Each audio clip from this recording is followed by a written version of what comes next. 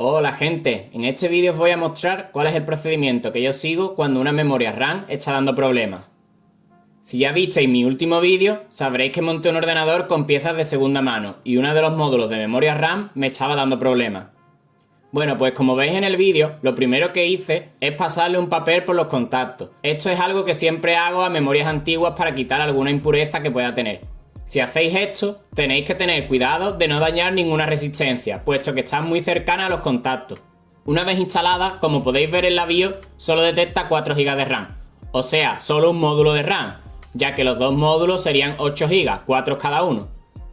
Así que desmonté las memorias nuevamente, las limpié con alcohol isopropílico y probé por separado cada módulo, para detectar qué memoria RAM estaba dando problemas. Con uno de los módulos, a veces el ordenador no encendía. Así que al final puse en el socket 2 la memoria que pensaba que estaba bien y en el socket número 4 la memoria que pensaba que estaba defectuosa, y probé de nuevo. Después de esto ya el ordenador me detectaba los dos módulos, pero al intentar pasar el main test el ordenador se congelaba y no había manera de volverlo a usar a no ser que cortáramos la corriente. Así que como desde Windows no podía llevar a cabo el test, lo hice con una aplicación de Windows para diagnosticar las memorias. Y este test se lleva a cabo antes de arrancar el sistema operativo. Como podéis ver, este test fue satisfactorio, pero ahora ya no sabía si era porque solo había detectado un módulo o porque casualmente había funcionado en este momento. Así que fui a Windows nuevamente, y ahora mi sorpresa fue que disponía de 8 GB, pero solo eran utilizables 4.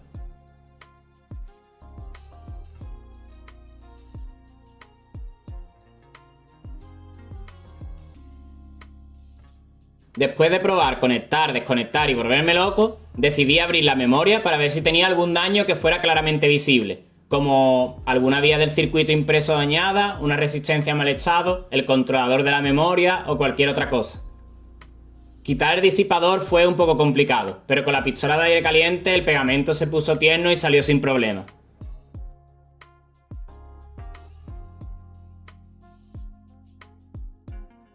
Después de esto revisé bien la memoria y no vi ningún componente dañado o quemado. Volví a limpiar la memoria a conciencia y le pasé una goma de borrar para quitar cualquier impureza del metal, ya que a veces pierde el brillo y podría hacer peor contacto.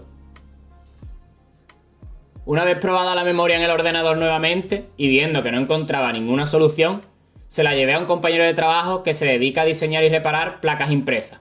Así que quién mejor que él para decirme si veía algo en mal estado o no. Después de unas horas, él me dijo que no encontró ningún problema. Así que ya después de esto me decidí a arriesgarlo todo, ya que realmente no tenía nada que perder. Le pasé la pistola de aire caliente a unos 300 grados, para ver si alguna soldadura había perdido el contacto. Esta temperatura no es muy elevada y quizá no hiciera nada, pero tampoco dispongo de los medios apropiados para hacer esto. Y además quería ir probando de manera gradual, puesto que una vez que te pases con el calor, no hay marcha atrás. Después de esto, la memoria parecía funcionar mejor, pero aún me daba errores.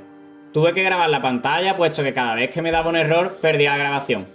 Y la verdad es que me dio mucha alegría que fuera algo mejor, aunque obviamente esto no era una solución, puesto que no podía estar usando un ordenador que se congelara aleatoriamente. Así que ya por último le pasé una lija de grado 1000 y luego una de grado 3000. Le quité completamente todo el dorado, pensé que ese era el fin.